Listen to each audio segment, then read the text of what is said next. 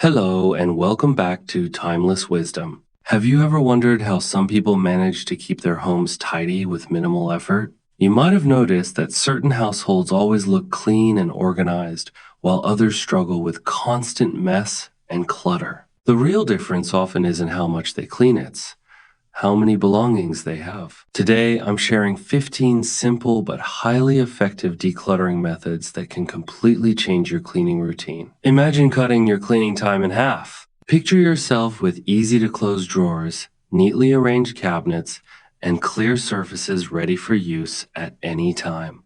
This isn't a fantasy. Thousands have already made it their reality by following these straightforward habits.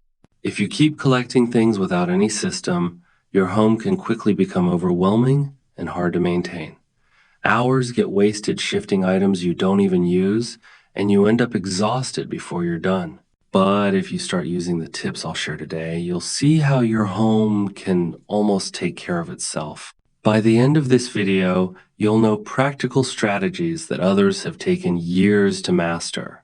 Some of these ideas are so easy, you'll wish you had tried them sooner.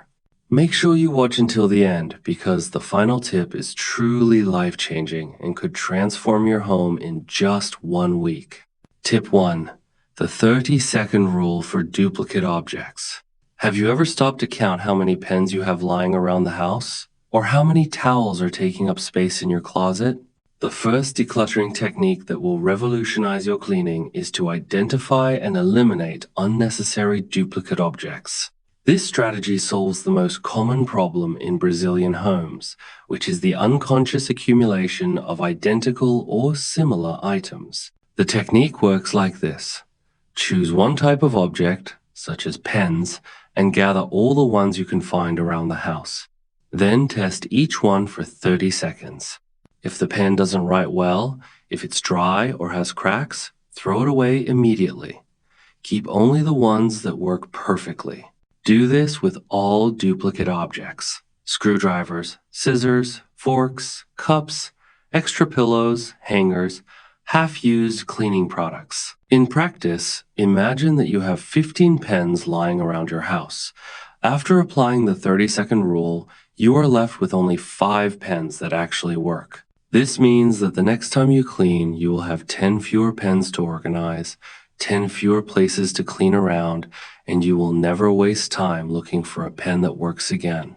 The benefits of this action are immediate and long-lasting. First, you drastically reduce your cleaning time because fewer objects mean fewer surfaces to clean and organize. Second, you gain useful space in drawers and cabinets, making it easier to find what you need. Third, your home looks cleaner and more organized because there are no unnecessary objects creating visual clutter. And most importantly, you develop an awareness of what you really need in your home, avoiding accumulating duplicate objects in the future. Tip 2. The quarantine box method for tough decisions. You often look at an item and wonder whether to keep it or donate it. This indecision paralyzes the process of letting go and makes you keep things you don't need, just to avoid the mistake of getting rid of something important. The quarantine box method solves exactly this problem, allowing you to make safer decisions about your belongings. The process is simple and very effective. Take a large box and put in it all the objects you have doubts about. This could be decorations that you don't know if they fit your home anymore, clothes that you haven't worn in months but still fit, books that you might want to reread one day, or kitchen utensils that could be useful for a special occasion. Close the box, write today's date on it, and store it in an accessible place. For the next 3 months, whenever you need something, first check to see if it's in the quarantine box. If by the end of that time you haven't opened the box once to get anything, that means all of those items are unnecessary in your current life. If you open the box a few times to get specific items, take out only those items and donate the rest. For example, if you put 20 items in the box and only needed 3 during the 3 months, that means that 17 items are safe to donate. This technique offers extraordinary psychological and practical benefits. Psychologically, you feel more confident about getting rid of things because you know you are not making an irreversible decision right away. Practically, you discover which items are truly missing from your routine and which are just unnecessary weight. Plus, at the end of the 3 months, you feel an incredible sense of relief when you get rid of a large number of items at once, freeing up significant space in your home and drastically reducing future cleaning work. Tip 3. The 1 in 2 out strategy for permanent control. After you've done your first major decluttering of your home, the biggest challenge is to maintain that state of organization and prevent the accumulation from happening again. One out strategy is the most effective technique for ensuring that your home always remains organized and that your cleaning continues to be quicker and easier. This rule is revolutionary because it reverses the natural logic of accumulation. Normally, when we buy something new, we simply add it to what we already have. With this strategy, every time you bring a new object home, you must get rid of 2 similar objects that you already have. Did you buy a new blouse? Donate 2 old blouses? Did you get a book as a gift?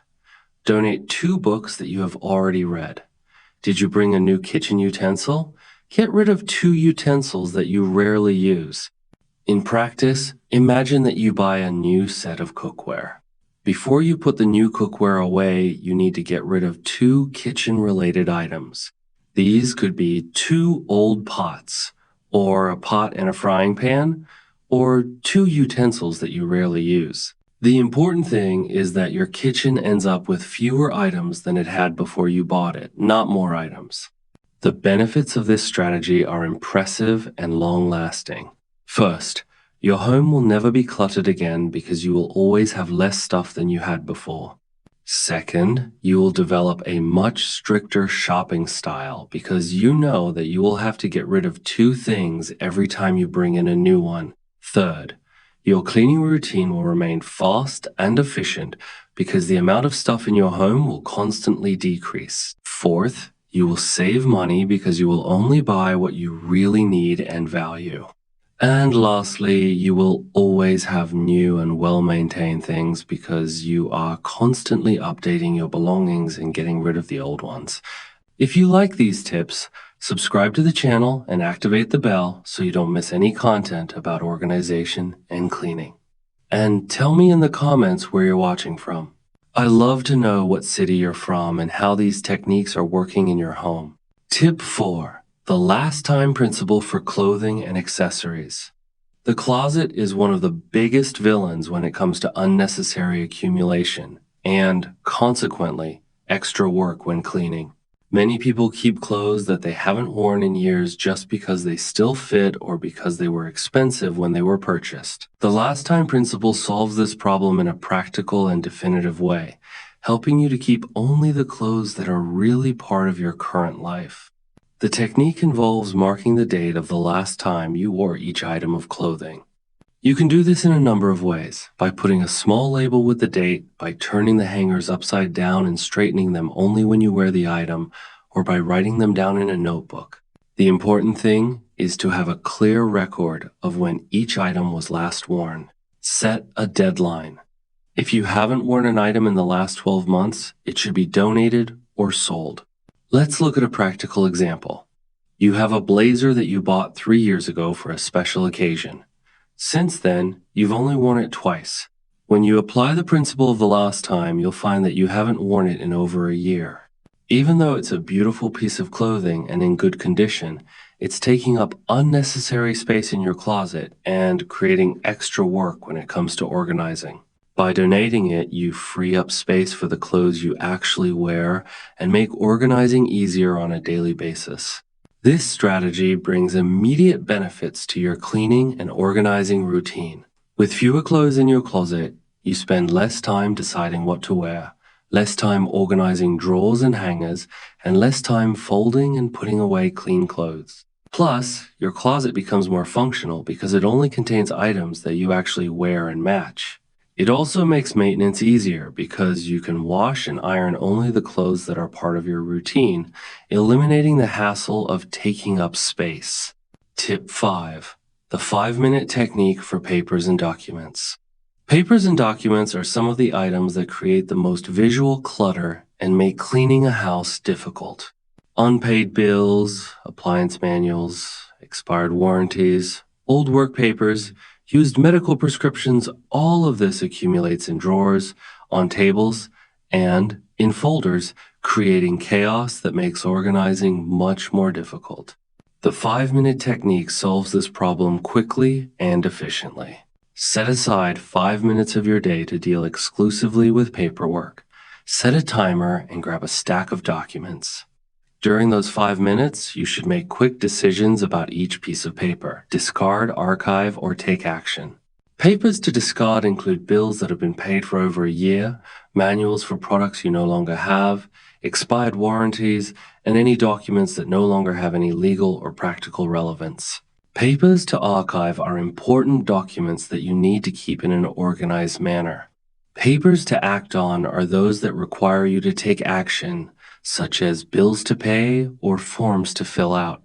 In practice, imagine that you have a drawer full of mixed up papers.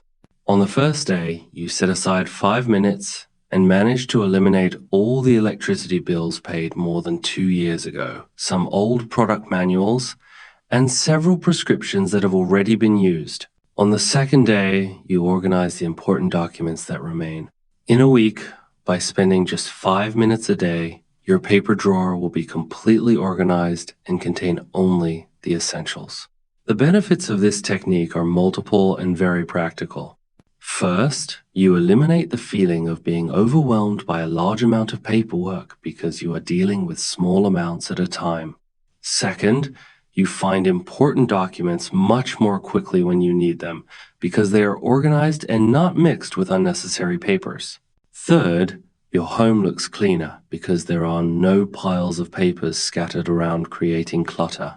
And finally, cleaning is faster because you don't have to move or clean around piles of unnecessary paperwork scattered around the house. Tip 6. The conscious replacement method for electronics. Broken or obsolete electronic devices are major culprits of household disorganization. Many people keep old cell phones, chargers that they no longer know which device they belong to, excessive USB cables, dead batteries, and even televisions or computers that no longer work, always with the excuse that one day they might need them or need to be repaired. The conscious replacement method solves this problem by creating clear criteria for keeping only useful electronics. The technique works by establishing a simple rule. For each type of electronic equipment, you should keep only those items that are in perfect working order and that you use regularly. When you buy new equipment, the old one should be promptly disposed of properly, sold, or donated as long as it still works. For items like cables and chargers, keep only one of each type that you actually use, plus a spare. Let's look at a concrete example. You have 3 old cell phones stored in a drawer along with 5 different chargers, 8 USB cables, and 2 digital cameras that you haven't used in years. Applying the method of conscious replacement, you would be left with only your current cell phone, an old cell phone as a backup if it still works well, a main and a spare charger, 2 USB cables of different types, and no digital cameras if you use the one on your cell phone. Everything else would be disposed of properly.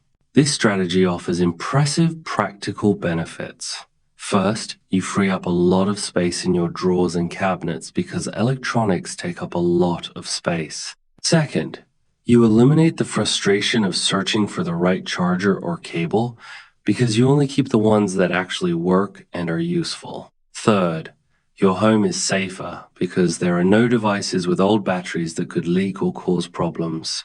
Fourth, cleaning is much easier because you don't have to remove and replace old electronics every time you organize your drawers and shelves. And lastly, you can be more conscious about your electronics purchases, avoiding accumulating unnecessary devices in the future. Tip 7. The free space rule for always clean surfaces. One of the biggest challenges in keeping your home clean is that surfaces are constantly occupied with various objects. Tables, counters, dressers, and shelves become temporary storage areas that become permanent, making it very difficult to clean these areas. The free space rule solves this problem by creating the habit of always keeping a percentage of surfaces completely free of objects. The technique consists of establishing that at least 50% of each surface in your home should always be free. This means that if you have a coffee table, half of it should always be free of any objects. If you have a counter in the kitchen, half of it should always be free for use in cleaning. This rule forces you to be more careful about what you leave on surfaces and creates the habit of putting things away in their proper places. In practice, imagine your dining room table. It usually has mail, keys, bags, some decorative objects, and maybe some items that you left there temporarily. With the free space rule, you should keep at least half of that table completely empty.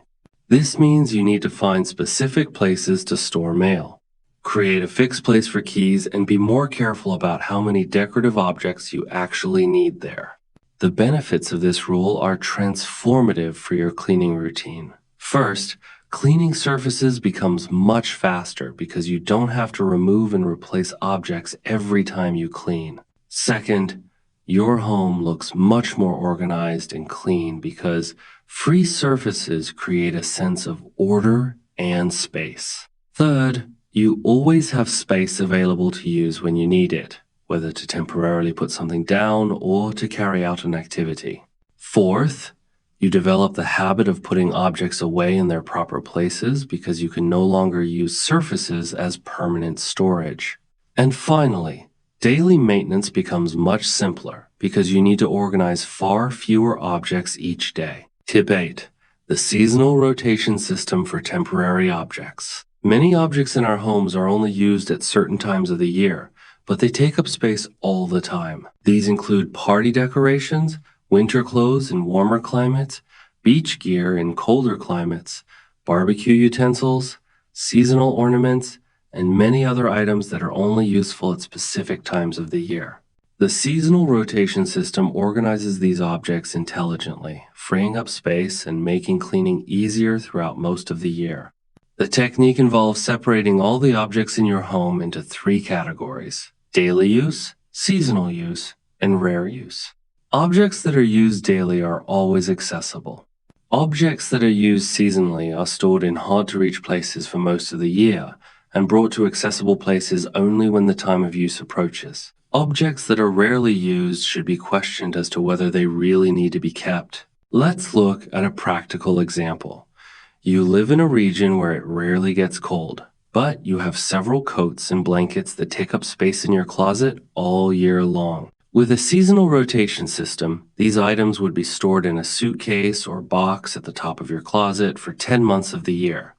Only during the 2 coldest months would they be brought into your main closet. The same goes for Christmas decorations, beach gear, or seasonal items. This strategy offers significant benefits for organizing and cleaning. First, you free up a lot of space in your closets, drawers, and shelves by keeping only the items you use regularly. Second, day-to-day organizing becomes much easier because you only deal with the items that are actually part of your current routine. Third, when it's time to use your seasonal items, you find them organized and in good condition because they were stored properly. Fourth, you become more aware of what you really need to keep, and you question whether rarely used items are worth the space they take up. And lastly, cleaning becomes faster throughout the year because you have fewer items to organize and clean most of the time. Before I move on to the next tip, I want to tell you about something special I prepared for those who want to go beyond this video. It's a complete guide with organization secrets that completely transform my home and can transform yours too. The link is in the pinned comment, and for a limited time, I'm offering a special discount for channel subscribers. Now, let's continue with the next tips, which are some of my favorites. Tip 9. The direct questioning technique for sentimental objects. Sentimental objects represent one of the biggest challenges in the decluttering process. Gifts that we don't use but don't want to discard, souvenirs from trips, printed photographs, old letters, objects that belong to loved ones. These items create an emotional dilemma that often paralyzes the decluttering process. The direct questioning technique offers a respectful and practical approach to dealing with these objects without disrespecting the feelings involved. The method consists of asking 3 specific questions for each sentimental object. First, does this object bring me joy when I see it? Second, would I truly miss it if I didn't have it anymore? Third, does this object deserve the space it is taking up in my current home? Only objects that receive a positive answer to all 3 questions should be kept. For the rest, you can create alternatives that preserve the memory without taking up physical space. For example, you have a box full of letters from a past relationship. When you do some direct questioning, you realize that these letters don't bring you joy. You wouldn't miss them in your daily life, and they're taking up valuable space. In this case, you could photograph 1 or 2 of the most meaningful letters to preserve the memory and discard the rest. Or if you have a lot of decorative objects that you've received as gifts but don't fit your current style, you could keep only the ones you really appreciate and find new homes for the others. This technique has very important emotional and practical benefits. Emotionally, you free yourself from the guilt of keeping objects just out of obligation, keeping only those that truly have positive meaning in your current life. Practically, you free up significant space in your home because sentimental objects tend to take up a lot of space and accumulate over the years. In addition, the objects you decide to keep gain more importance and care because they were consciously chosen. Cleaning also becomes easier because you don't have to clean and organize around objects that don't bring joy to your current life. Tip 10. The maximum functionality method for household items. The kitchen and other areas of the house often accumulate utensils that only have one specific function, taking up precious space and complicating organization. Appliances that only do one thing, super specific utensils, gadgets that seemed useful at the time of purchase but are rarely used. The maximum functionality method solves this problem by prioritizing objects that have multiple functions and eliminating those with very limited use. The technique consists of evaluating each appliance in your home, considering how many different functions it can perform and how often you actually use it. Appliances that only do one thing and are rarely used should be questioned. Always prefer objects that can perform multiple tasks. For example, a common pan can cook, saute, fry, and even serve as a container for mixing food. On the other hand, an appliance that only serves to make popcorn takes up the same space but has very limited functionality. Let's take a concrete example from the kitchen. You have a garlic peeler, an egg slicer, a sandwich maker, a tool that's just for removing olive pits, and a gadget that's just for chopping herbs. Applying the maximum functionality method, you'd find that a good knife and cutting board can perform all of these functions efficiently. This would free up a lot of space in your drawers and cabinets, and it would also simplify your cooking choices. The benefits of this approach to home organization are extraordinary. First, you free up a lot of storage space by eliminating the many small utensils that accumulate in drawers and cabinets. Second, your kitchen becomes more functional because you work with versatile tools that you know well. Third, cleaning becomes much faster because you have fewer utensils to wash, dry, and put away after each use. Fourth, you save money because you stop buying specific gadgets and invest in quality multi-purpose tools. And finally, you develop more culinary skills because you learn to use basic tools creatively and efficiently. Tip 11. The immediate decision strategy for future purchases. A key part of decluttering is preventing new unnecessary items from entering your home. Many people go to great lengths to organize and get rid of accumulated items, but then continue to buy impulsively, recreating the original problem. The immediate decision strategy establishes clear criteria for evaluating whether a purchase is truly worthwhile before it is made. The method works by creating a mental list of 3 questions that you must answer before making any non-essential purchase.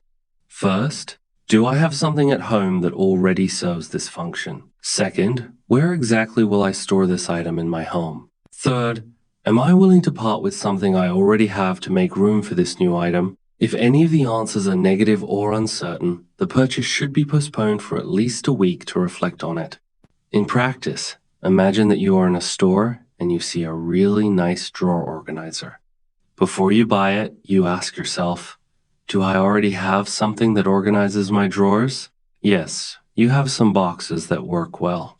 Where am I going to put this new organizer? You realize that your drawers are already organized and this item would be unnecessary. Am I willing to get rid of something to make room for it? No, because you don't want to throw away organizers that already work well. Conclusion: this purchase is not necessary. This strategy offers both financial and organizational benefits. Financially, you save a lot of money by avoiding impulse purchases and only buying what you really need and will use. Organizationally, your home maintains the level of detachment you have achieved because you are not constantly introducing new unnecessary objects. In addition, you become more aware of your consumption habits, becoming a more discerning person and satisfied with what you have. Cleaning remains easy and quick because you are not constantly dealing with new objects that need to be accommodated and organized. Tip 12. The controlled loan system for occasional items. There are items that we need occasionally, but that do not justify taking up permanent space in our home. Drills for occasional use, party equipment, specific utensils for special cooking, tools for small repairs, camping equipment for those who camp rarely. The controlled lending system creates a sharing network that allows access to these items when needed without the need to own them permanently. The technique involves identifying people close to you who have items that you rarely use and establishing a system of mutual lending. Make a list of the items you own and use sporadically and a list of items that you would like to have access to occasionally. Talk to family, friends, and neighbors about the possibility of sharing these items. Create clear rules about return deadlines, necessary care, and responsibilities in case of damage. For example, you have a drill that you use 3 times a year, but your neighbor has a power saw that you only need to use occasionally. You could set up a mutual lending arrangement. You lend him your drill when he needs it, and he lends you his saw when you need it. You both save space in your home and have access to more tools when you need them. The same can be done with special cake pans, gardening equipment, or even clothing for very specific occasions. The benefits of this system are multiple and very practical. First, you free up significant space in your home by keeping only the items you use regularly. Second, you save money because you don't have to buy items you rarely use. Third, you strengthen relationships with those close to you by creating a network of mutual support. Fourth, you have access to a wider variety of tools and equipment than you would have on your own. And finally, cleaning and organizing become much simpler because you don't have to find a space and keep several items you use sporadically. Tip 13. The digital photography technique for voluminous memories. Many people accumulate physical objects as a way to preserve important memories. Travel tickets, concert tickets, postcards, souvenirs, children's schoolwork, old projects, magazines with special reports. These items take up a lot of physical space, but mainly have sentimental and memory value. The technique of digital photography allows you to preserve these memories without taking up physical space in your home. The method consists of taking high-quality photographs of all the objects you want to keep as a souvenir, but don't need to have physically. Use a camera or cell phone with good resolution. Ensure good lighting and organize the photos in well-categorized digital folders. For important documents, back them up to the cloud. For three-dimensional objects, take photos from different angles. After taking the photos, you can dispose of the physical object with peace of mind, knowing that the memory is preserved. Imagine you have a box full of travel postcards, movie tickets, train tickets, and other small souvenirs you've collected over the years. These items fill an entire box, but you only look at them once a year. Using digital photography, you would take high-quality photos of each item, organize them into a digital folder called Travel Memories, and then discard the physical objects. Whenever you wanted to reminisce, you would have easy access to the images on your computer or phone. This technique offers impressive advantages for those who value memories. First, you free up a lot of physical space by keeping all your memories accessible digitally. Second, your memories are more organized and easier to find because you can use folders and file names to categorize everything. Third, you can easily share these memories with others by sending them via text message or displaying them on your phone screen. Fourth, your memories are safer because backed up digital photos don't deteriorate, don't get lost when moving, and don't suffer physical damage. And finally, you can access all these memories anytime, anywhere, right from your phone without having to dig through boxes or open physical albums. Tip 14. The principle of intelligent replacement for large furniture. Large pieces of furniture are often the biggest culprits in making a home feel cluttered and difficult to clean. Huge bookcases, extra tables, too many chairs, dressers that don't fit properly in the space, sofas that take up too much space.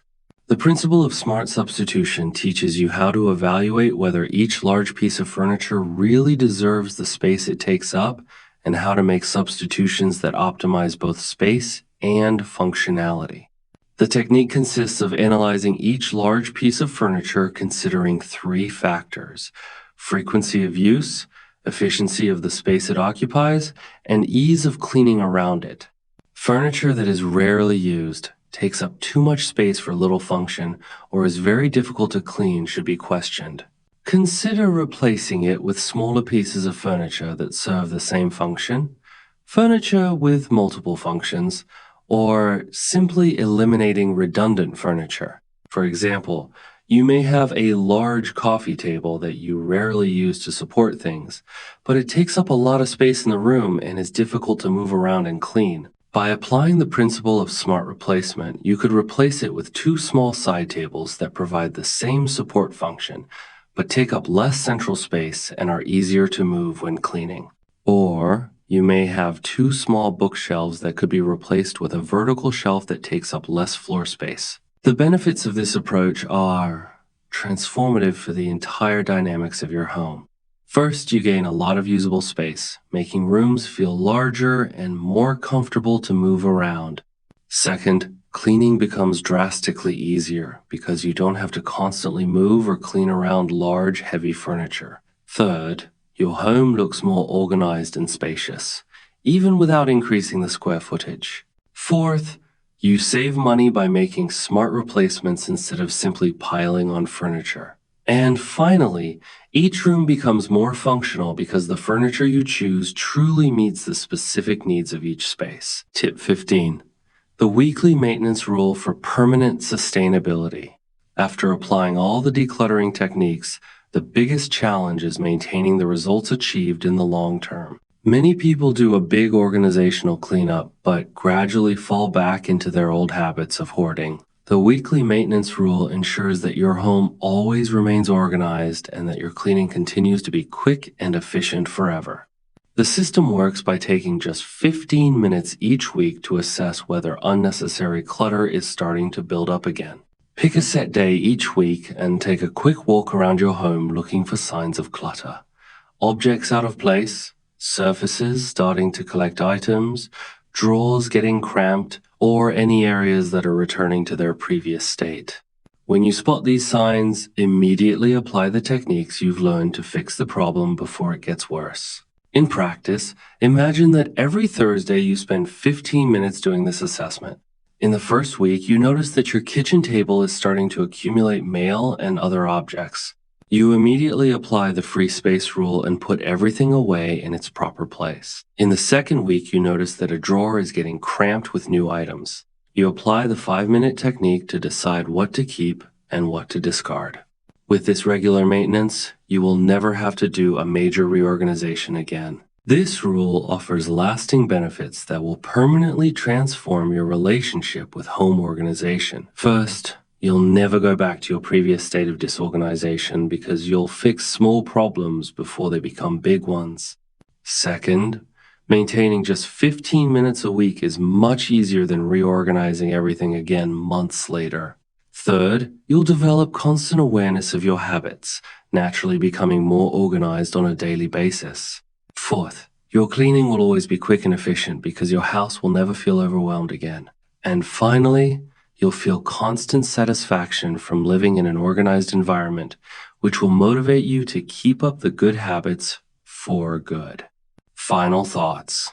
You've just discovered 15 practical methods that can help you dramatically reduce the time and effort you spend cleaning. These aren't just theories, they're real-life solutions that have helped countless people create calmer, more organized homes. The key is to start small and focus on one tip at a time. As you make these habits part of your everyday routine, you'll notice your space becoming easier to manage and much more enjoyable to live in. Remember, decluttering doesn't mean living with less for the sake of sacrifice. It means making space for what truly matters.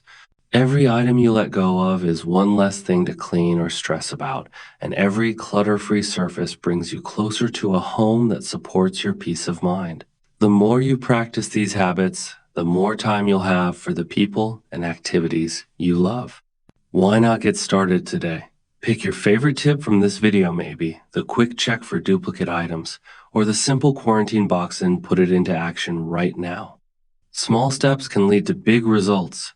If you found these ideas helpful, please support Timeless Wisdom by subscribing to our channel and turning on notifications so you never miss out on new tips for a more organized, peaceful home. I'd love to hear from you in the comments below. Which strategy are you excited to try first? Was there a tip that surprised you? Your feedback and stories mean a lot. Thank you for watching Timeless Wisdom. Don't forget to like, share, and subscribe for more inspiration on living simply and well.